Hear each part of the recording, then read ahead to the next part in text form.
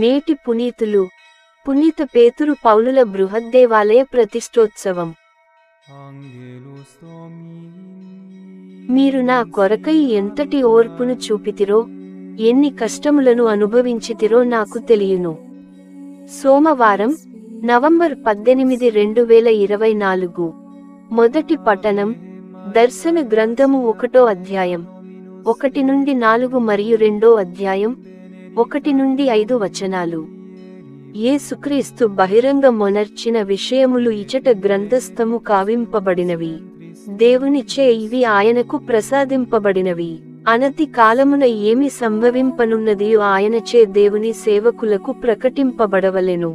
ఇది దేవుని అభిమతము. క్రీస్తు తన దూత ద్వారా తన సేవకుడగు యోహానుకు ఈ విషయములను విదితము చేసెను. తాను చూచిన సర్వమును యోహాను వెల్లడించెను. ఇది దేవుని వాక్కును గూర్చియు యేసుక్రీస్తు బహిరంగము చేసిన సత్యమును గూర్చియు యోహాను వ్రాసిన నివేదిక. ఇవి అన్నీ అనతికాలముననే సంభవింపనున్నవి. కనుక ఈ గ్రంథము పఠించువారు ధన్యులు. ఈ ప్రవచన సందేశములను విని ఈ గ్రంథ విషయములను పాటించువారు ధన్యులు.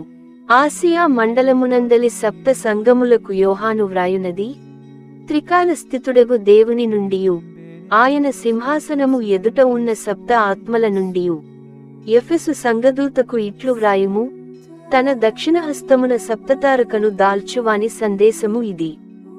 సప్తదీప స్తంభముల నడుమ నడచువాని సందేశమే ఇది. మీరు ఏమి ఓనర్చితిరో నాకు తెలియును.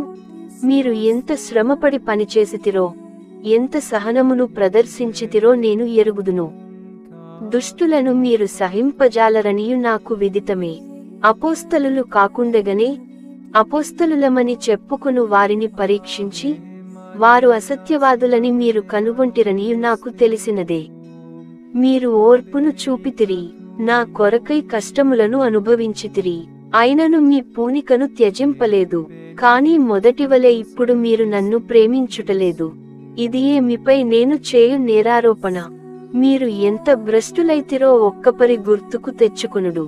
పాపవిముఖులై మొదట ఎట్లుంటిరో అట్లే ప్రవర్తింపుడు.